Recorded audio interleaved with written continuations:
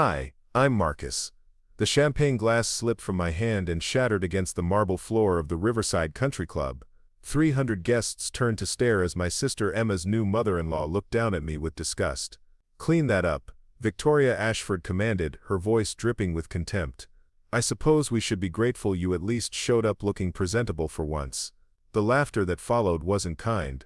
It was the type that cuts deep, the kind that echoes in your mind long after the sound fades. Before we jump back in, tell us where you're tuning in from, and if this story touches you, make sure you're subscribed, because tomorrow I've saved something extra special for you. My sister Emma stood frozen in her wedding dress, her face flushed with embarrassment, not for herself, but for me. That moment when I realized my own family saw me as nothing more than a walking disappointment, that was when everything changed.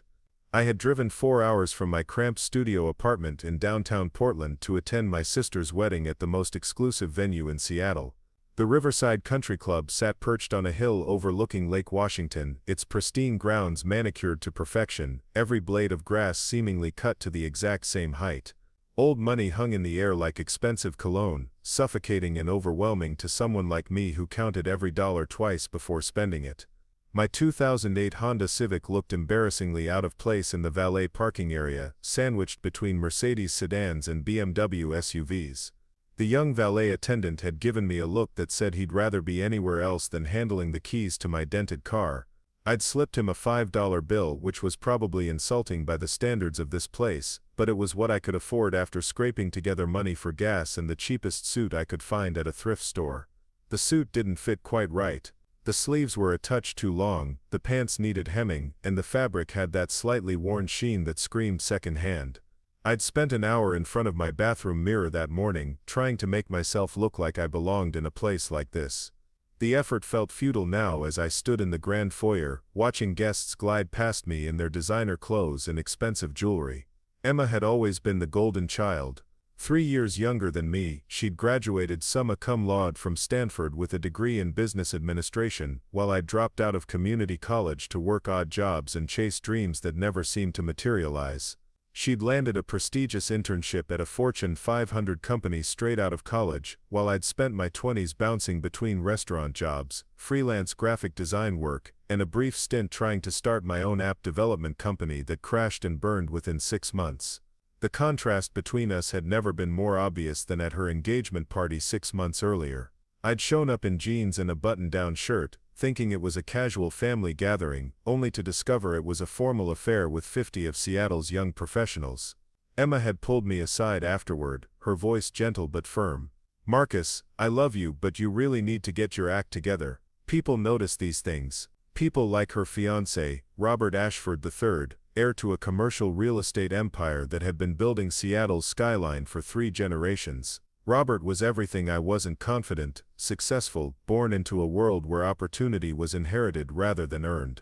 He had the kind of easy charm that came from never having to worry about rent money, or whether your credit card would be declined at the grocery store. The Ashford family had welcomed Emma with open arms, seeing in her the perfect daughter-in-law, beautiful, intelligent, ambitious, and most importantly, willing to play their games. Victoria Ashford, Robert's mother, had taken Emma under her wing, introducing her to the right social circles, the right charity boards, the right way to navigate Seattle's elite society. I had met Victoria only once before the wedding, at Emma's graduation party. She'd shaken my hand with the kind of smile that never reached her eyes and asked what I did for work. When I'd explained that I was between jobs but working on some exciting projects, she'd nodded politely and immediately turned her attention to someone more worthy of her time. The message was clear: I was an embarrassment to be tolerated, not embraced.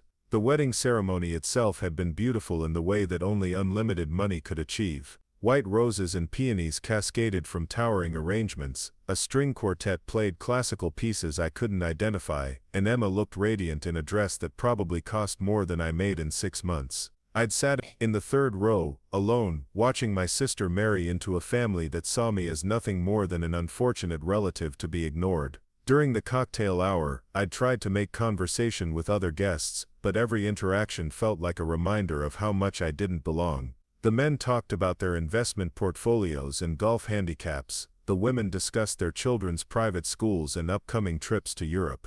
I had nothing to contribute to these conversations, so I'd retreated to a corner of the reception hall, nursing a single drink and counting the minutes until I could politely excuse myself. That's when I'd decided to get another drink from the bar, hoping liquid courage might help me feel less like an outsider at my own sister's wedding. The bartender, a young woman with kind eyes, had smiled at me as she poured my whiskey neat. "You look like you need this," she'd said quietly, and I'd appreciated her small gesture of humanity in a room full of people who seemed to look through me rather than at me. I'd been making my way back to my corner when I'd overheard the conversation that changed everything.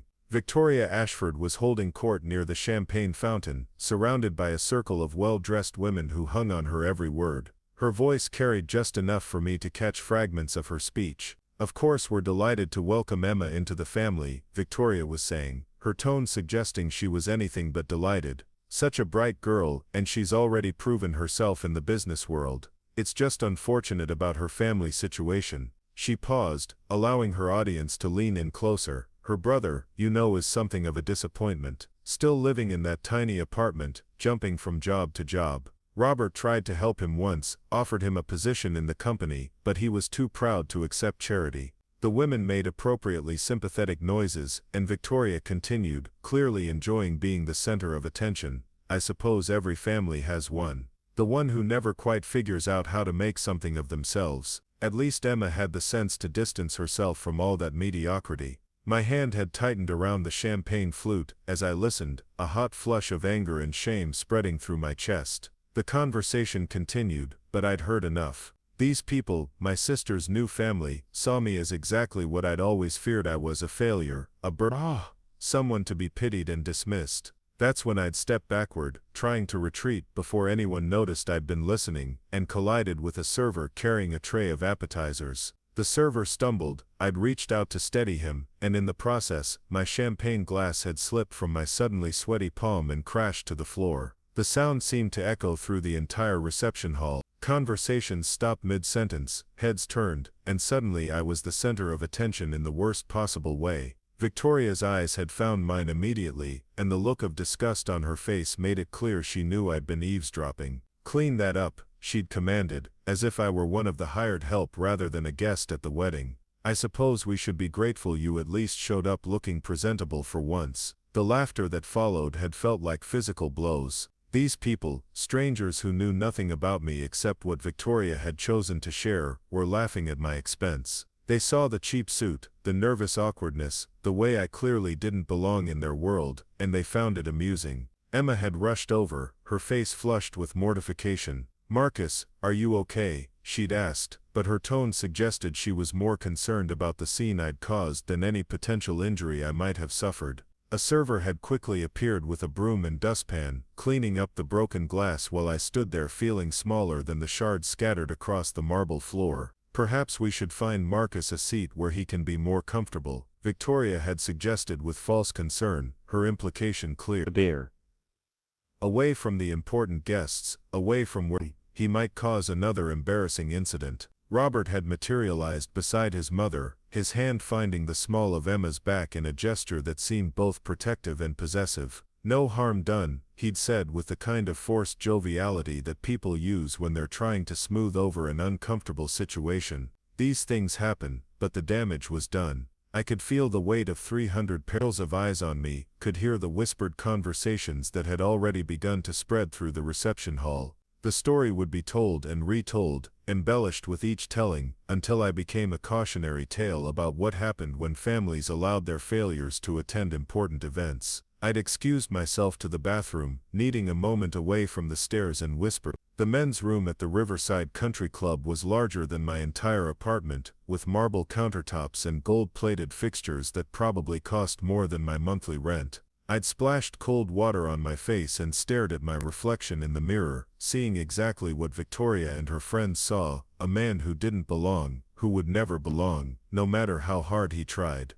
The bathroom door had opened, and I'd expected another wedding guest, but instead it was Emma. She'd slipped inside and locked the door behind her, her wedding dress rustling as she moved. "Marcus, we need to talk," she'd said, her voice carrying a tone I'd never heard from her before. It wasn't anger exactly, but something close to it. Disappointment maybe, or frustration that had been building for years. I'm fine, I'd lied, turning away from the mirror to face her. Just clumsy, that's all. This isn't about the glass, Emma had said, crossing her arms in front of her chest. This is about you, Marcus, about how you can't seem to get your life together, and how that reflects on all of us. The words had hit me like a punch to the gut. This was my sister, the person who used to sneak into my room when we were kids to read comic books together, who had cried when I'd left for college because she'd miss her big brother.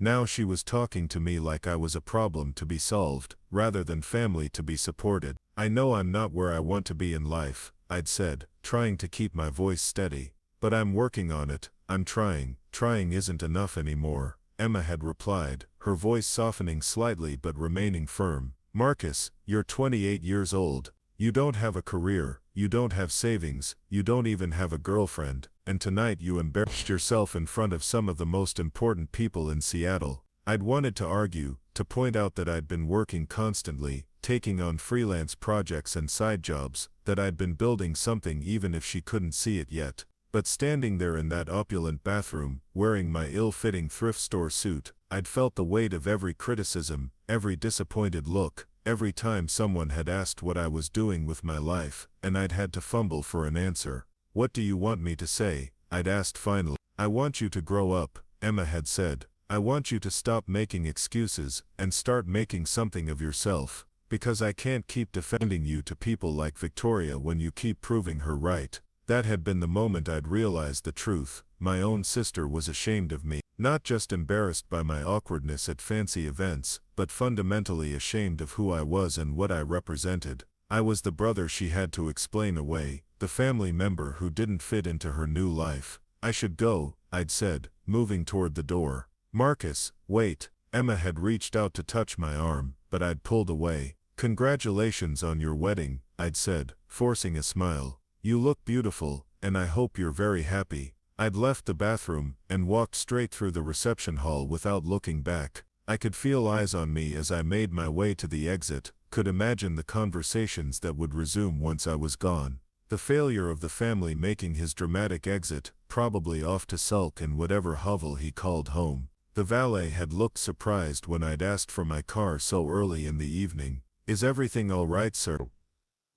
He'd asked, and I'd appreciated the genuine concern in his voice. Just tired, I'd replied, tipping him another $5 when he brought my Honda around. The drive back to Portland had been a blur of highway lights and self-recrimination. I'd replayed the evening over and over, analyzing every moment, every word, every look. I'd thought about all the ways I could have handled things differently, all the things I should have said, or shouldn't have said. By the time I'd reached my apartment, a studio on the third floor of a converted warehouse in Portland's Pearl District, it was past midnight. The building was quiet, most of my neighbors either asleep or out enjoying their Saturday night. I'd climbed the narrow stairs to my door, keys jingling in the silence, and let myself into the space that suddenly felt even smaller than usual. The apartment was sparse but clean, a Murphy bed that folded into the wall, a small kitchenette with a 2-burner stove, a desk where I worked on my freelance projects, and a single window that looked out onto the alley behind the building. It wasn't much, but it was mine, paid for with money I'd earned, through long hours and determination that no one seemed to recognize or value. I'd sat on the edge of my bed, still wearing the thrift store suit, and tried to make sense of what had happened. The humiliation was still fresh, still burning in my chest like acid. But underneath the embarrassment, something else was stirring. Anger, maybe, or determination. The realization that I was tired of being seen as a failure, tired of being the family disappointment, tired of having my worth measured by other people's standards. I'd pulled out my laptop and opened the folder I kept locked and encrypted on my desktop. Inside were documents that no one else knew existed, contracts and financial records, and legal papers that painted a very different picture of Marcus Chen than the one Victoria Ashford and her friends had laughed about earlier that evening. For the past 3 years, while everyone thought I was floundering from job to job, I'd been quietly building something. It had started as a side project, a mobile app that helped small businesses manage their inventory and customer relationships. The initial development had been funded with money from my various odd jobs, coded in the early morning hours before I had to leave for whatever restaurant or retail gig was paying my bills that month.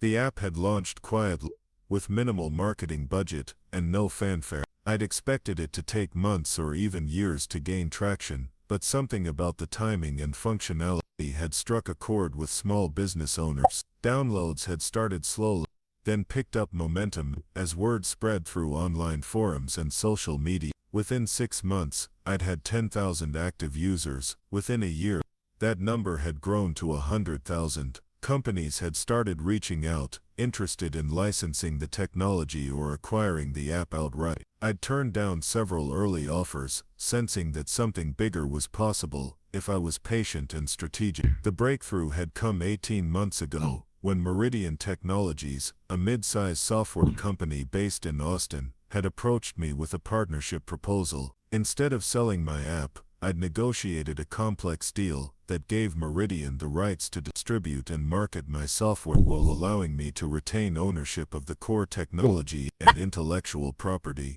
The partnership had been structured through a series of carefully crafted agreements that most people would need a team of lawyers to understand. Meridian had created a subsidiary company, Innovate Tech Solutions, specifically to house the partner. On paper it looked like Meridian owned Innovate Tech, but the reality was more complicated. Through a combination of licensing agreements, profit share, I had ended up owning 60% of Innovate Tech Solutions. The other 40% was split between Meridian Technologies and a small group of early investors I'd brought in to help fund the expansion. The beauty of the arrangement was its invisibility. To the outside world, Meridian Technologies was just another successful software company that had launched a useful business application. Preparing and narrating this story took us a lot of time, so if you are enjoying it, subscribe to our channel, it means a lot to us. Now back to the story. Very few people knew about Innovate Tech Solutions or understood the complex ownership structure that made me the majority stakeholder in a company that was generating millions of dollars in annual revenue.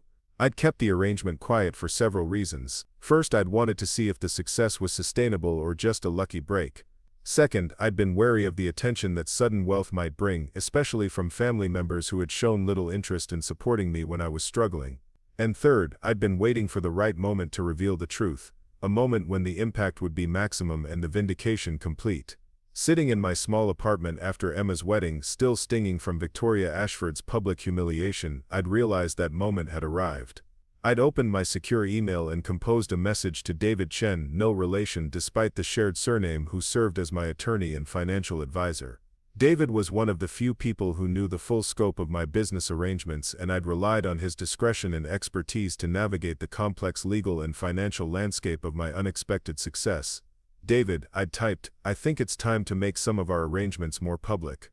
I'd like to schedule a meeting to discuss revealing my ownership stake in Innovate Tech. Also, I need you to research the financial holdings of Ashford Properties here in Seattle. I have a feeling we might have some interesting overlaps.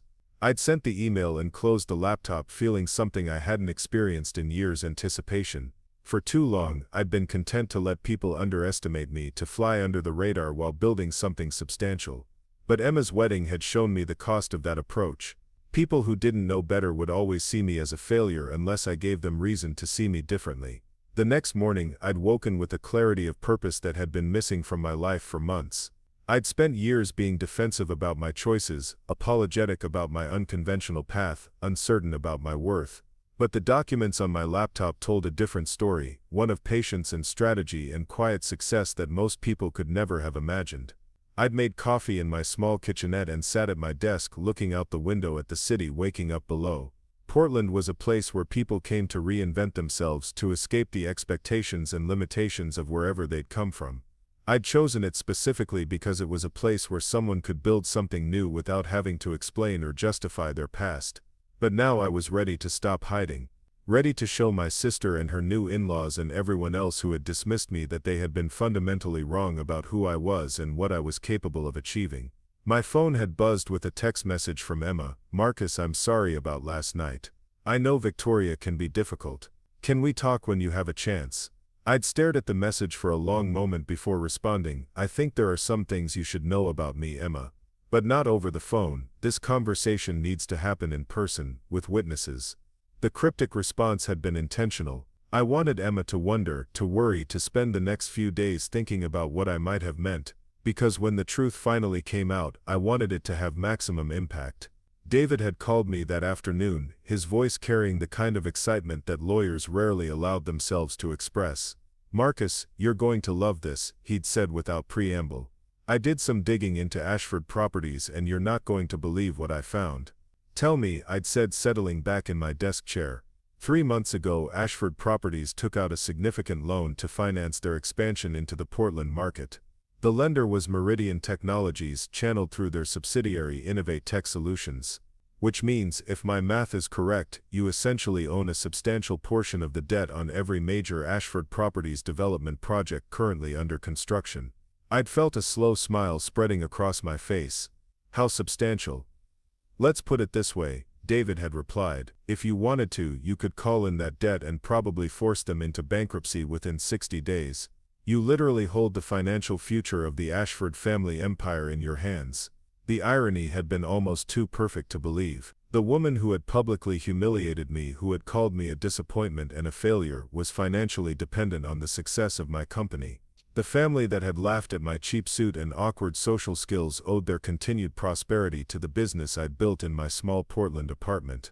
"I want you to set up a meeting," I told David. "All the major stakeholders, both families and anyone else who needs to understand what we're dealing with. Make it formal, make it official, and make sure everyone understands that this isn't a social call." "When do you want to do this?" David had asked. "Next week," I'd replied. "I want to strike while the humiliation is still fresh in everyone's memory." The next few days had been a whirlwind of preparation. David had worked with his team to prepare a comprehensive presentation that would lay out the full scope of my business holdings and the implications for everyone involved. I'd spent hours reviewing financial documents, rehearsing key points, and mentally preparing what would likely be one of the most important meetings of my life. I'd also done something I'd never done before. I'd bought an expensive suit. Not just expensive by my standards, but genuinely high-end, the kind of suit that Victoria Ashford would recognize as a symbol of success and status. The tailor had been surprised by my specific requirements. I'd wanted something that would make a statement, that would announce my presence in a room full of people who had dismissed me. The meeting had been scheduled for the following Thursday afternoon at the downtown Seattle offices of David's law firm. Emma had called twice, trying to understand what was happening, but I'd kept my responses vague. "You'll understand everything at the meeting," I'd told her. "Just make sure Robert and his parents." "This affects all of you." Thursday morning I'd driven to Seattle in my Honda Civic one last time. By the end of the day I'd decided things would be very different. People who had seen me as a failure would understand exactly how wrong they had been. The family that had laughed at my awkwardness would realize they had been laughing at someone who held their financial future in his hands. I'd parked in the underground garage of the downtown office building, taken the elevator to the 32nd floor, and walked into the conference room where my life was about to change forever. The room had been set up like a formal business presentation, with a projector screen at one end and chairs arranged theater style. Emma and Robert were already there, sitting close together, their body language suggesting they were nervous about what they were about to hear. Victoria and her husband Charles sat across from them, Victoria's expression suggesting she considered this entire exercise beneath her dignity. David had stood at the front of the room, a stack of documents on the table beside him and a laptop connected to the projector. He'd waited until everyone was seated before beginning his presentation. "Ladies and gentlemen, thank you for coming today. I know this meeting was requested on short notice and I appreciate your flexibility. We're here today to discuss some business relationships that I believe will be of significant interest to everyone in this room." He'd clicked to the first slide, which showed the Innovate Tech Solutions logo and basic corporate information. For those of you who aren't familiar, Innovate Tech Solutions is a subsidiary of Meridian Technologies, specializing in small business software applications. The company has experienced remarkable growth over the past 3 years, with revenue increasing by over 400% annually. Victoria had shifted impatiently in her seat. "I'm sorry, but what does this have to do with us? We're real estate developers, not software people." David had smiled politely. "I'm getting to that, Mrs. Ashford. If you'll allow me to continue, I think you'll find the connections quite illuminating." He'd clicked to the next slide, which showed a complex organizational chart detailing the ownership structure of Innovate Tech Solutions. As you can see, the ownership of Innovate Tech is not immediately obvious from public records. Meridian Technologies appears to be the parent company, but the reality is more nuanced. Emma had been studying the chart, her brow furrowed in concentration. David, I don't understand what this has to do with Marcus. He asked us to come here for a family meeting. Your brother is the majority shareholder of Innovate Tech Solutions. David had said simply, he owns 60% of a company that generated $12 million in revenue last year. The silence in the room had been absolute. I'd watched the information sink in, seen the moment when each person realized what they were hearing. Emma's mouth had fallen open. Robert had gone pale. Victoria had looked like someone had slapped her. That's impossible, Victoria had said finally. Marcus is unemployed. He lives in some tiny apartment and can't even afford a decent suit. Marcus has been building his business quietly for the past 3 years. David had replied. He's chosen to live modestly while reinvesting his profits into growth and expansion. It's actually quite a sophisticated strategy. I'd stood up then, smoothing down the front of my new suit, feeling the weight of the moment. Hello, Victoria, I'd said, my voice steady and calm. I believe you called me a disappointment the other night. I thought you might want to reconsider that assessment.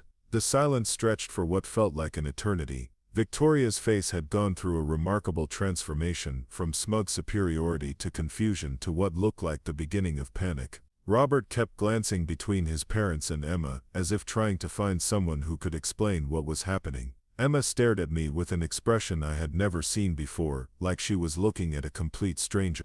This is ridiculous, Victoria finally managed, her voice higher than usual. You're telling us that Marcus, who couldn't even afford a proper suit for his sister's wedding, is some kind of secret millionaire. Do you have any proof of these outrageous claims? David clicked to the next slide, which displayed official financial documents bearing the Innovate Tech Solutions letterhead and my name as majority owner. These are certified financial statements from our accounting firm, along with legal documentation filed with the state of Oregon. Mr. Chen's ownership stake is a matter of public record for anyone who knows where to look. Charles Ashford, who had remained silent throughout the presentation, leaned forward in his chair. His weathered face showed the kind of skepticism that comes from decades in business. Even if this is true, what does it have to do with us? We're not in the software business. I had been waiting for this moment, and I savored it before responding. Actually, Charles, you're more involved in the software business than you might realize. David, would you show them slide 7? The next image that appeared on the screen was a loan document, dense with legal language and financial terms. At the top was the Ashford Properties logo, and at the bottom was a signature line bearing Charles Ashford's name. The lending institution listed was Meridian Technologies, operating through Innovate Tech Solutions. Robert was the first to understand the implications. Dad, this is the Portland expansion loan. The one you said would put us ahead of all our competitors in the Pacific Northwest market. $68 million, David said, reading from the document. Secured against all current and future Ashford Properties developments in Oregon and Washington. The loan terms are quite favorable, I might add. Much better than what traditional lenders were offering at the time. Victoria's hand went to her throat, a gesture I recognized from Emma's childhood whenever our mother was particularly stressed. You're saying Marcus owns the company that loaned us this money? I'm saying Marcus is the majority shareholder in the company that approved and funded your expansion into the Portland market. David clarified. Without his signature, that loan would never have existed. The room fell silent again as everyone processed this information. I watched Emma's face carefully, seeing the moment when she realized the full scope of what she hadn't known about her brother's life. The disappointment in her eyes was being replaced by something else, something that looked almost like fear. Why didn't you tell me? Emma asked quietly. Why did you let me think you were struggling? I had anticipated this question, had rehearsed my answer during the long drive from Portland, because I wanted to see who would support me when they thought I had nothing to offer. I wanted to know which relationships were real and which were based on what people thought they could get from me. The words hung in the air like an accusation, which I suppose they were. Emma's face crumpled slightly, and I felt a pang of guilt that I quickly pushed aside. She had made her choice at the wedding, had chosen to side with people who saw me as an embarrassment rather than standing by her brother. Charles cleared his throat, his businessman's instincts taking over even as his world shifted around him. What are you looking for here, Mark? What do you want? It was a fair question, and one I had been asking myself for the past week. What did I want? Revenge seemed too simple, too crude for what I was trying to accomplish. Money wasn't the issue either, since I already had more than I knew what to do with. What I wanted was something more fundamental: respect, acknowledgement, the kind of recognition that comes from being seen for who you really are, rather than who people assume you to be. I want an apology, I said finally. From Victoria, specifically. I want her to acknowledge that she was wrong about me, that her assessment of my character and potential was based on ignorance and prejudice rather than fact.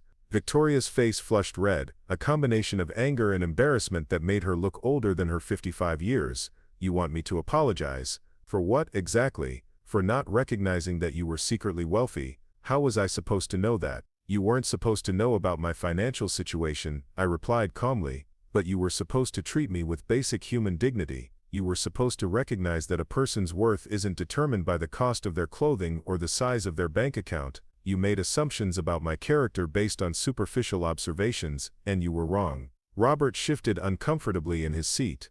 Look, Marcus, I think we can all agree that my mother's comments at the wedding were inappropriate. But you have to understand, we thought we were protecting Emma. We want what's best for her. What you wanted was to control the narrative, I shot back. You wanted to make sure Emma understood her place in your family hierarchy, and part of that meant diminishing her connection to anyone who didn't fit your image of success. Emma spoke up then, her voice barely above a whisper. Is that what you think, that I chose them over you? I turned to look at my sister, this woman I had once been closer to than anyone else in the world. Didn't you? When Victoria was tearing me down in front of her friends, where were you? When she commanded me to clean up broken glass like I was hired help, did you say anything in my defense? The tears that had been threatening to fall finally spilled over, running down Emma's cheeks and staining her carefully applied makeup. I was frozen, Marcus. I didn't know what to say or do. It happened so fast. It didn't happen fast, I said, my voice hardening despite my best efforts to stay calm. It was a deliberate, calculated humiliation designed to put me in my place, and you let it happen because it was easier than confronting your new family about their behavior.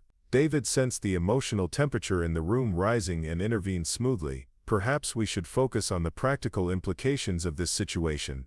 There are business relationships that need to be managed, regardless of the personal dynamics involved. He was right, of course, but I wasn't ready to let go of the emotional reckoning that had been building for years. This wasn't just about the wedding or Victoria's cruel comments, this was about every time Emma had made excuses for why I couldn't attend family events, every time she had downplayed our relationship when talking to her successful friends, every small betrayal that had accumulated over the years, until I barely recognized the sister I had once adored. What kind of business relationships? Charles asked, clearly eager to move away from the family drama and focus on something he understood better. David clicked to the next slide, which showed a complex flowchart of corporate entities and financial obligations. Innovate Tech Solutions holds significant debt obligations from Ashford properties, but those are just the most obvious connections. Your Portland expansion has put you in business with several of Marcus's other ventures, directly or indirectly. This was news to me. I had known about the direct loan to Ashford properties, but David had apparently been busy uncovering additional connections that I hadn't been aware of. What other ventures? Victoria demanded, her voice sharp with suspicion. Marcus has been quite strategic in his investments over the past 2 years, David explained. He's provided seed funding for several Portland-based startups, 3 of which have contracts with companies that Ashford Properties has hired for your expansion project. He also owns a small stake in the construction company that's building your flagship Portland office tower. I couldn't help but smile at the elegance of it. Without even trying, I had become financially intertwined with the family that had dismissed me as worthless. Every dollar they made in Portland was in some small way dependent on investments I had made or companies I had funded. Robert was studying the flowchart with the intensity of someone trying to solve a puzzle. This can't be a coincidence. You've been deliberately positioning yourself to have leverage over our Portland operations. Actually, it is mostly coincidence, I admitted. I've been investing in promising Portland startups because I believe in the city's potential for growth. I had no idea that Ashford Properties was planning to expand into our market until your loan application crossed my desk. This was partly true. I had been investing in Portland companies because I genuinely believed in the city's economic future. But once I had learned about the Ashford expansion, I had made some additional strategic investments that would give me influence over their operations. The construction company's stake, for example, had been acquired specifically after I learned they were building the Ashford office tower. Victoria stood up abruptly, her chair scraping against the conference room floor. "This is insane. You're sitting here acting like some kind of criminal mastermind, but you're still the same person who dropped out of college and couldn't hold down a job." "Actually, Victoria, I think that's exactly the point," Emma said, her voice stronger now. "Marcus isn't the same person I thought he was. None of us knew who he really was because we were too busy judging him based on what we could see on the surface." There was something in Emma's tone that I hadn't heard before, a note of respect that had been missing from our relationship for years. It should have felt like vindication, but instead it just made me sad. Why had it taken a dramatic revelation in a corporate conference room for my own sister to see me clearly? "I don't want your pity, Emma," I said quietly. "I didn't arrange this meeting to make you feel guilty about how you've treated me. I arranged it because there are practical matters that need to be addressed." David nodded approvingly. "Marcus is right. Regardless of the personal dynamics, there are significant business relationships that need to be managed going forward. The loan obligations are just the beginning." Charles leaned back in his chair, his expression thoughtful. "What are you proposing, Marcus? Are you threatening to call in our loans? Because if that's your game, you should know that we have other options." "I'm not threatening anything," I replied. "I'm simply making sure that everyone understands the full scope of our relationship going forward. When you make decisions about your Portland operations, you're making decisions that affect my investments. When you succeed or fail in that market, it has direct implications for my bottom line." The truth was more complex than that, of course. I could call in the Ashford Properties loans if I wanted to, and it would probably force them into bankruptcy or at least severely damage their financial position. But doing so would also cost me money and would likely destroy any hope of repairing my relationship with Emma. What I really wanted was acknowledgement. I wanted Victoria to understand that she had been wrong about me, not just in the specifics of my financial situation, but in her fundamental assessment of my character and potential. I wanted Emma to recognize that she had chosen to see me through other people's eyes rather than forming her own judgment. And I wanted Robert and Charles to understand that the person they had dismissed as a failure was actually someone they needed to take seriously. "So what happens now?" Robert asked. "Where do we go from here?" It was a good question, and one I had been wrestling with since David had first laid out the full scope of my inadvertent entanglement with the Ashford family business. The smart financial move would be to maintain the status quo, continue collecting interest on the loans while keeping my ownership stakes in the various connected companies. It was a profitable arrangement that required minimal effort on my part, but the emotional side of me wanted something more dramatic. Part of me wanted to call in the loans, force the Ashfords into financial difficulty, make them pay a real price for their arrogance and dismissiveness.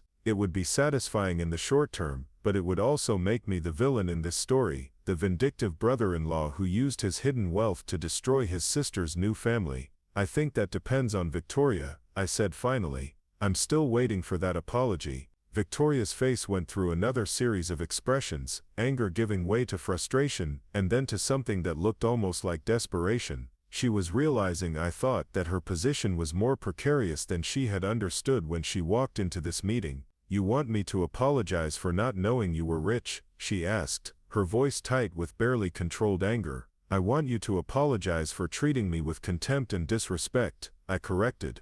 "I want you to acknowledge that you made judgments about my character based on superficial observations rather than taking the time to get to know me as a person." The silence that followed was different from the earlier ones. This wasn't the stunned quiet of people processing shocking information. This was the charged silence of a standoff, two people locked in a battle of wills with significant consequences hanging in the balance. Emma broke the tension by standing up and walking over to where I sat. "Marcus, can I talk to you privately for a moment?" I looked around the room at the faces watching us, then nodded. "There's a smaller conference room down the hall. David, can you give us 5 minutes? The smaller conference room was barely big enough for 2 chairs and a small table, but it felt more intimate than the formal presentation space we had just left. Emma closed the door behind us, and leaned against it, as if she was afraid someone might try to follow us. "I owe you an apology too," she said without preamble. "Not just for the wedding, but for years of not seeing who you really were." I let other people's opinions influence how I saw my own brother, and that's unforgivable.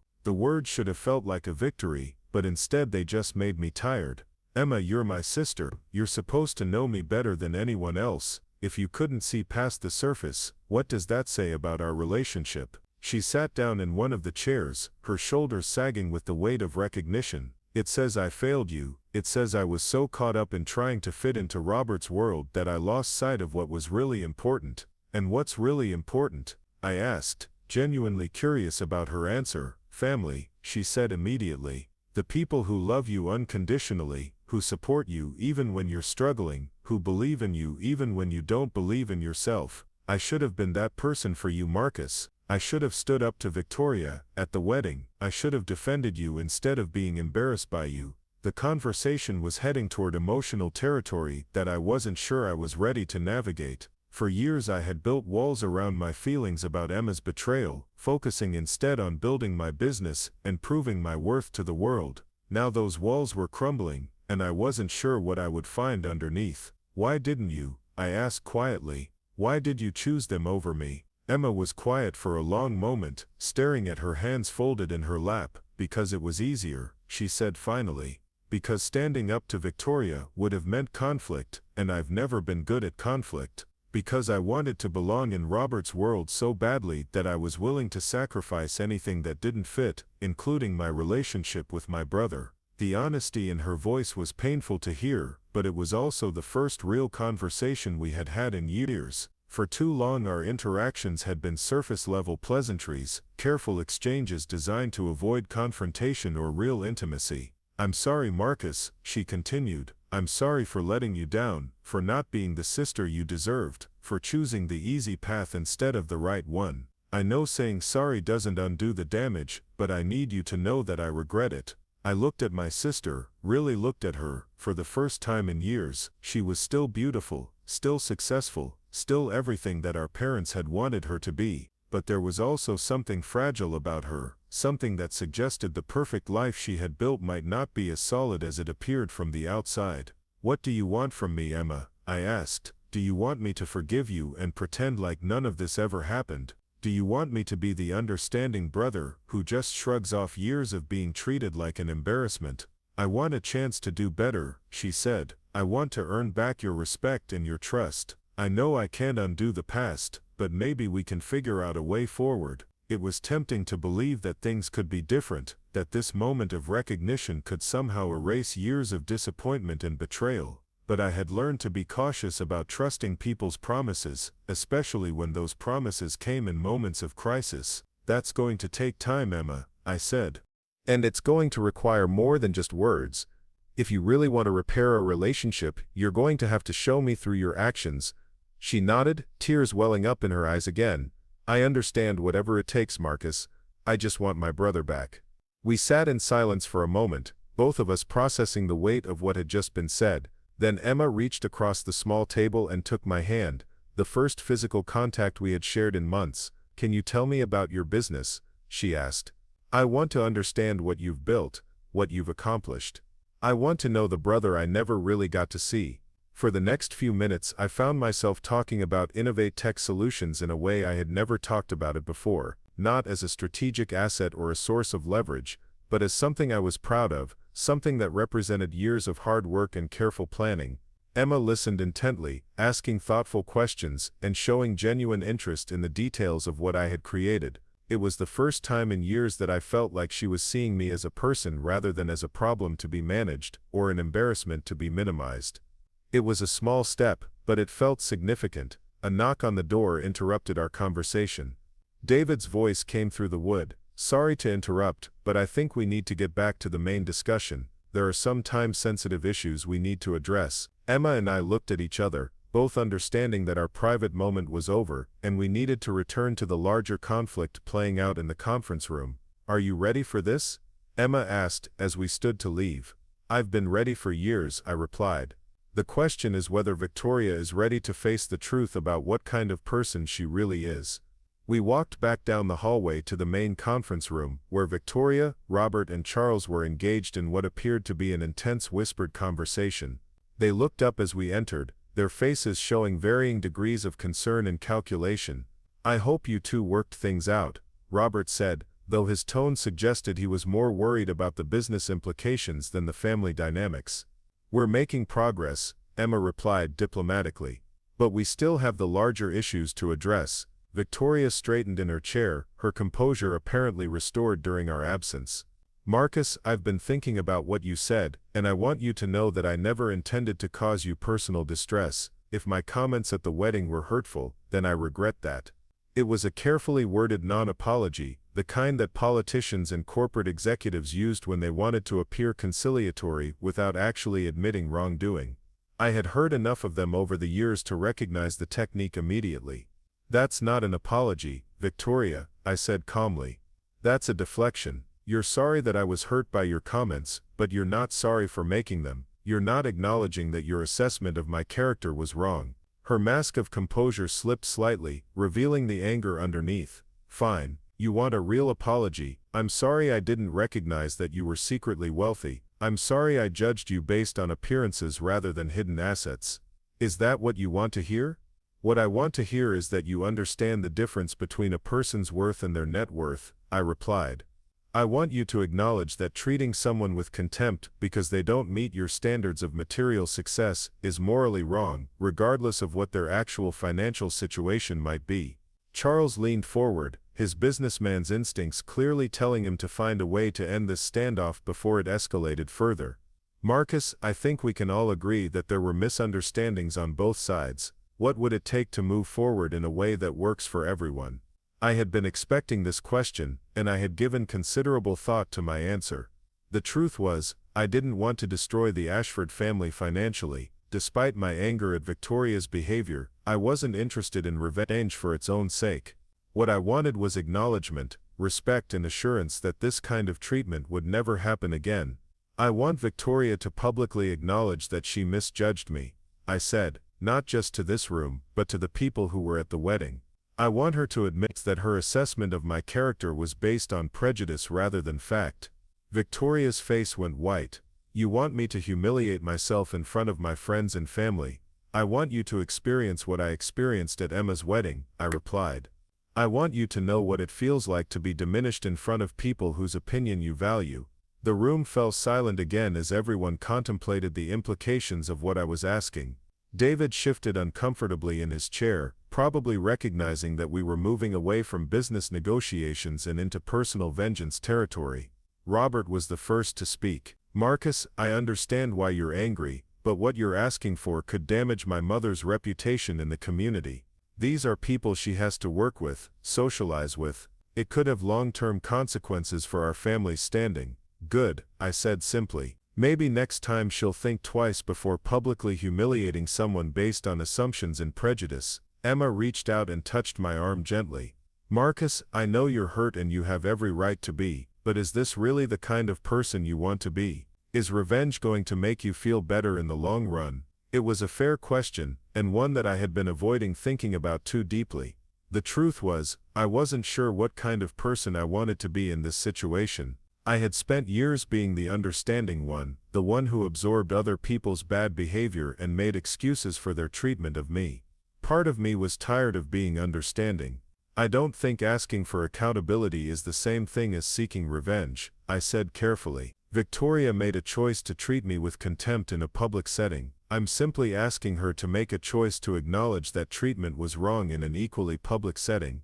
David cleared his throat diplomatically. "Perhaps we could discuss some alternative approaches that might address everyone's concerns. There are ways to handle this that don't require public admissions or potential damage to anyone's reputation." But I was tired of diplomatic solutions and face-saving compromises. I had spent years accepting half measures and partial acknowledgments, always being the one to back down in the interest of keeping the peace. This time I wanted something real. "No," I said firmly. "I'm not interested in private apologies or behind-the-scenes acknowledgments." Victoria chose to make her opinions about me public. If she wants to correct those opinions, she needs to do it just as publicly. The standoff that followed felt different from the earlier tensions in the room. This wasn't about business relationships or financial obligations anymore. This was about pride, dignity, and the question of what people owed each other in terms of basic human respect. Victoria sat rigidly in her chair, her hands clenched in her lap, clearly struggling with the choice I had put before her. Charles watched his wife with concern, probably calculating the social and business costs of either option.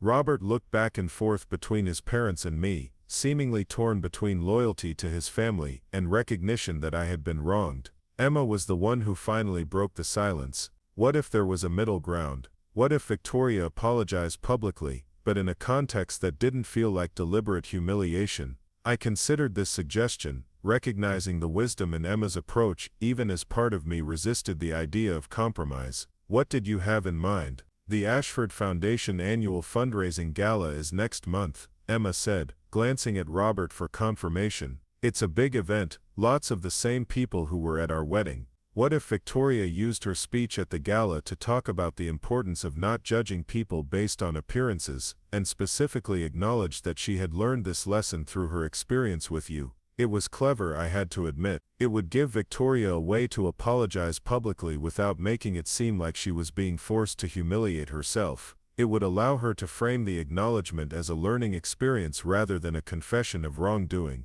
And it would accomplish my goal of public recognition while allowing everyone to maintain some dignity. But something in me rebelled against the idea of making it easy for Victoria. She had made it clear at the wedding that she saw me as beneath her notice, someone whose feelings and dignity didn't matter. Why should I make it comfortable for her to acknowledge that she had been wrong? I'll consider it, I said finally. But I want to see the speech beforehand. I want to make sure it's a real acknowledgement, not another carefully worded non-apology.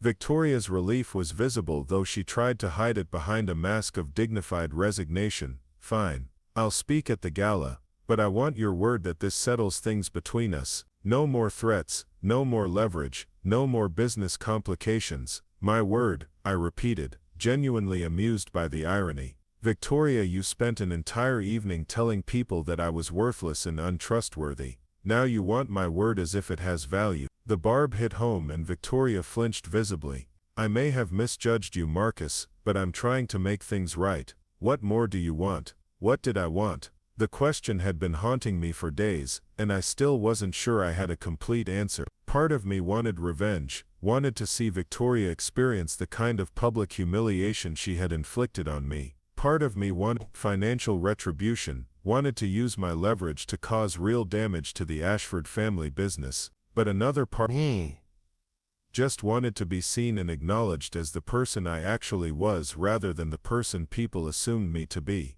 I want you to understand something, Victoria, I said slowly. Your judgment about my character wasn't just wrong in the specifics, it was wrong in its fundamental assumption that a person's worth can be measured by external markers of success. You looked at my clothes, my car, my apparent employment status, and you decided that I was someone who didn't deserve basic respect and courtesy. I stood up and walked to the window, looking out at the Seattle skyline while I collected my thoughts. The irony is that even if I had been exactly what you thought I was, even if I had been employed, and struggling and living paycheck to paycheck, I still would have deserved better treatment than what you gave me. Because human dignity isn't contingent on financial success. When I turned back to face the room, I saw that my words had affected everyone differently. Emma looked thoughtful, perhaps reconsidering her own assumptions about success and worth. Robert seemed uncomfortable, maybe recognizing some of his own prejudices in what I was describing. Charles appeared pragmatic, probably focused on finding a resolution that would protect his family's interests. And Victoria looked defensive, still resistant to the idea that her worldview might be fundamental. I understand your point, Marcus, Victoria said carefully. And you're right, that everyone deserves to be treated with respect, regardless of their circumstances. I should have gotten to know you better before making judgments about your character. Was closer to a real apology, but there was still something missing from it. Victoria was acknowledging that she should have behaved differently, but she wasn't acknowledging the harm that her behavior had. She was treating it as an abstract mistake in judgment rather than a concrete act that had wounded and humiliated someone. Do you understand how it felt? I asked her directly. Standing in that reception hall, listening to you tell a room full of strangers that I was a disappointment and a failure. Do you have any idea what it's like to be dismissed and mocked by people who don't know anything about you except what they can see on the surface? For the first time since I had started speaking, Victoria's composure cracked completely. Her eyes filled with tears, and her voice shook when she responded, "No, I don't understand what that feels like. I've been privileged my entire life. I've never had to worry about being judged for my clothes or my car, or my job. I've never experienced the kind of humiliation you experienced at Emma's wedding." The admission seemed to surprise her as much as it surprised everyone else in the room. It was the first time I had heard her acknowledge her own privilege, the first time she had shown any real awareness of how her position in society might have affected her perspective on other people. "But I'm beginning to understand," she continued, wiping at her eyes with the back of her hand. "And I'm beginning to realize that what I did to you was cruel and unfair, regardless of what I thought I knew about your circumstances. It wasn't everything I had wanted, but it was more than I had expected." Victoria was finally acknowledging not just that she had been wrong about the facts of my situation, but that her behavior had been morally problematic regardless of those facts. David sensed that we had reached a potential turning point and jumped in with his lawyer's instinct for seizing on moments of agreement. "It sounds like we're making progress toward a resolution that everyone can live with. Victoria will make a public acknowledgement at the Foundation Gala, and in return, Marcus will continue the current business relationships without using his leverage to create difficulties for Ashford Properties. With one addition," I said. "I want Victoria to personally contribute to a scholarship fund for first-generation college students. Students who might not have all the advantages and connections that people in your social circle take for granted, but who have the potential to achieve great things if given the opportunity." Victoria nodded slowly. "How much are you talking about?" $50,000 annually for the next 5 years, I said.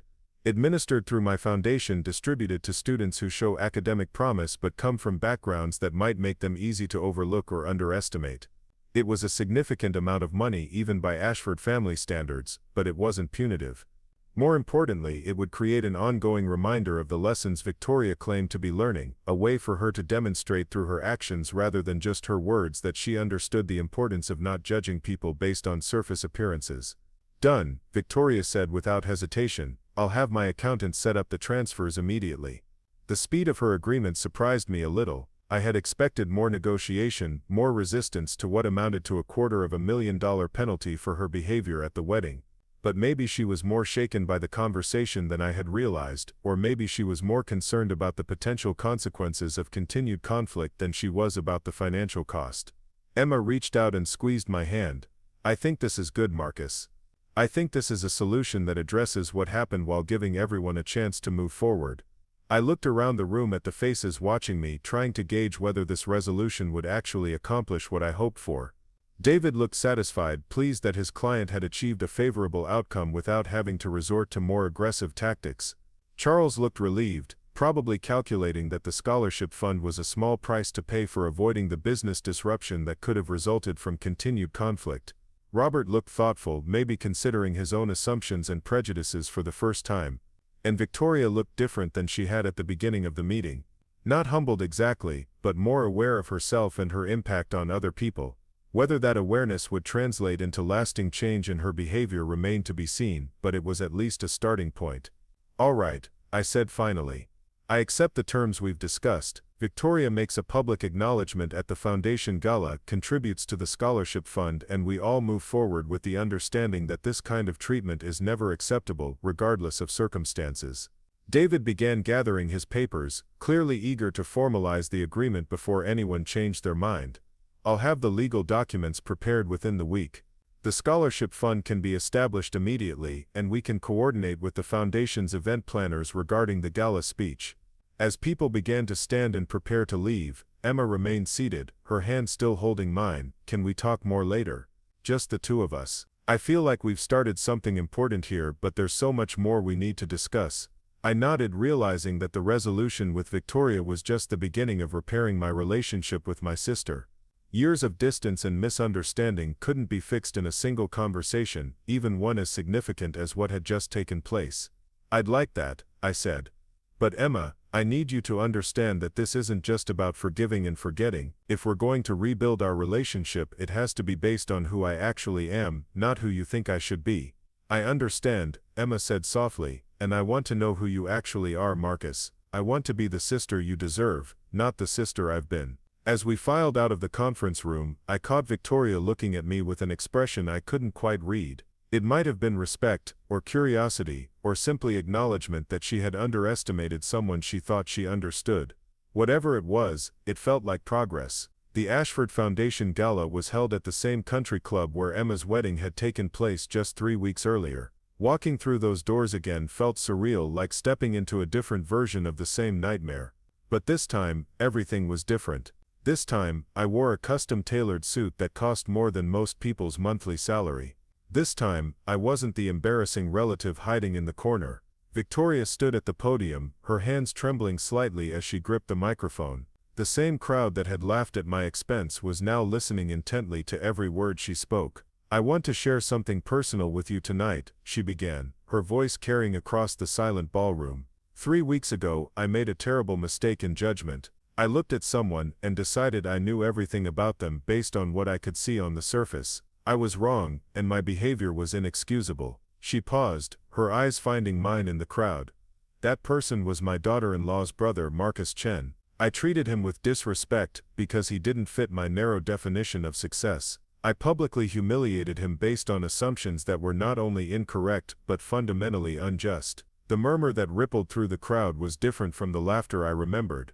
This was shock, recognition, the sound of people realizing they might have participated in something cruel. "Marcus has achieved remarkable success through his own intelligence and determination," Victoria continued. "But that's not why I'm apologizing.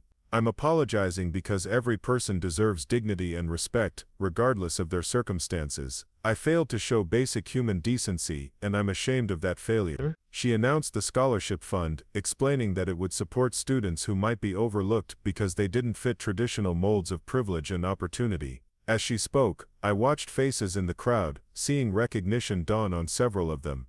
They remembered the wedding, remembered laughing along with Victoria's cruel commentary. When Victoria finished speaking, the applause was polite but subdued. This wasn't the kind of speech that generated enthusiastic ovations. It was an acknowledgement of failure, an admission of moral blindness that made everyone in the room examine their own behavior. After the formal program ended, people approached me throughout the evening. Some offered apologies for their own participation in the wedding humiliation. Others expressed admiration for how I had handled the situation. A few business cards were pressed into my hand, along with invitations to investment opportunities and social events. Emma found me on the terrace, away from the crowd. "How do you feel?" she asked. "Was it what you wanted?" I considered the question seriously. Victoria had delivered exactly the speech we had negotiated, acknowledging her wrongdoing and establishing the scholarship fund. The public record had been corrected. Justice, in a sense, had been served. "It's a start," I said finally. "But the real test will be whether anything actually changes." Over the following months, I watched carefully to see if Victoria's public acknowledgement would translate into lasting behavioral change. The scholarship fund was established exactly as promised, with the first recipients selected within 8 weeks. Victoria personally attended the award ceremony, spending time with each student, and genuinely seeming to understand the potential she was helping to unlock. More importantly, I began to notice subtle shifts in how she interacted with people outside her usual social circle. Service staff at events were treated with more courtesy. She made an effort to learn the names of restaurant servers and hotel employees. It wasn't a complete transformation, but it was progress. Emma and I began meeting for coffee every 2 weeks, slowly rebuilding the relationship that had been damaged by years of misunderstanding. She asked thoughtful questions about my business ventures, showing genuine interest in the technical challenges and strategic decisions involved in building innovative tech solutions. "I realize I never really knew you," she admitted during one of our conversations. "I knew the version of you that I had created in my mind, but I never took the time to understand who you actually were." The process of reconciliation wasn't easy. Years of accumulated resentment don't disappear overnight, and there were moments when old patterns reasserted themselves. Emma would make a comment that revealed lingering assumptions about my capabilities or judgment. I would respond with defensiveness that reflected my own unresolved anger about how I had been treated. But we kept showing up for each other, kept having the difficult conversations that slowly rebuilt trust and understanding. Emma began including me in family gatherings again, not as the embarrassing relative to be managed, but as her brother whose opinions and experiences mattered. The business relationships with Ashford Properties continued smoothly, generating profits for both sides while maintaining the respectful professional dynamic that had been established through our negotiated resolution. Charles proved to be a competent partner who honored agreements and communicated clearly about challenges and opportunities. Robert surprised me by requesting a private meeting 6 months after the gala. He wanted to understand more about how I had built my business, expressing genuine curiosity about the strategic decisions that had led to my success. "I realize I never really gave you a chance," he said during our lunch meeting. "I saw what I expected to see and didn't look any deeper. That was my loss." He offered to invest in some of my newer ventures, but I declined politely. Our relationship was still too fragile to complicate with additional financial entanglements, but the offer itself represented a level of respect that would have been unimaginable a year earlier. The most surprising change came from Victoria herself. She began seeking my advice on business matters, particularly those involving technology and innovation. Her questions were thoughtful and her attention genuine, suggesting she had moved beyond seeing me as a curiosity and begun viewing me as someone with valuable expertise. During one such conversation, she made an observation that caught me off guard. "You know, Marcus, I think part of why I reacted so strongly to you initially was that you reminded me of myself when I was young. I came from a middle-class family and had to work very hard to earn my place in this world. Seeing someone who appeared to be struggling brought back memories of my own insecurities. It was an insight that reframed much of what had happened between us." Victoria's cruelty hadn't just been about snobbery or prejudice. It had been about protecting herself from reminders of vulnerability she thought she had left behind. A year after the gala, Emma called me with news that she was pregnant. "I want you to be involved, Marcus," she said. "I want my child to know their uncle, the real you, not the version of you that I created in my imagination." Standing in the hospital room, holding my nephew for the first time, I felt something I hadn't experienced in years, the sense of belonging to a family that valued and accepted me for who I actually was. Victoria was there too, watching me interact with the baby with what appeared to be genuine warmth and approval. "He's lucky to have you as an uncle," she said quietly. "You'll teach him things that the rest of us never could."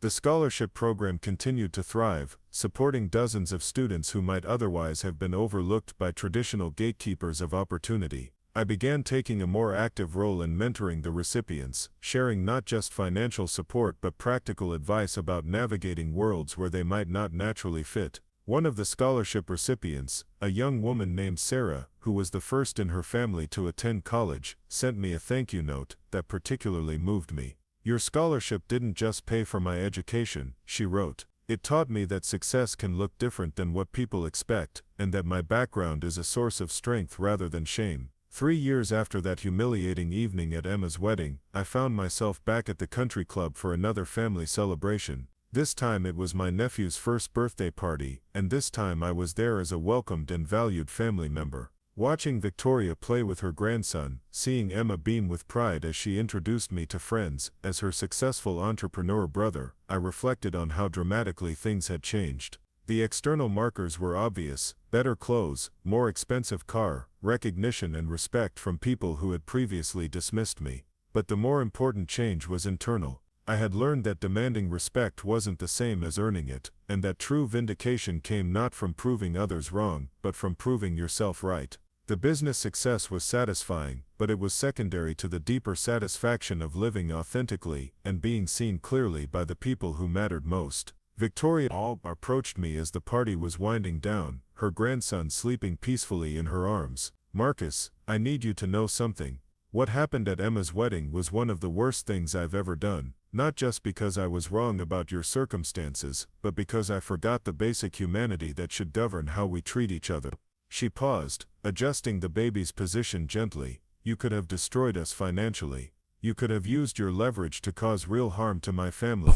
The fact that you chose justice over revenge says everything about your character." I looked at this woman who had once seemed like an insurmountable enemy, now holding my nephew with obvious love and tenderness. "People change, Victoria. Sometimes they just need the right motivation." As I drove home that evening, I realized that the story I had been telling myself about that wedding night had evolved.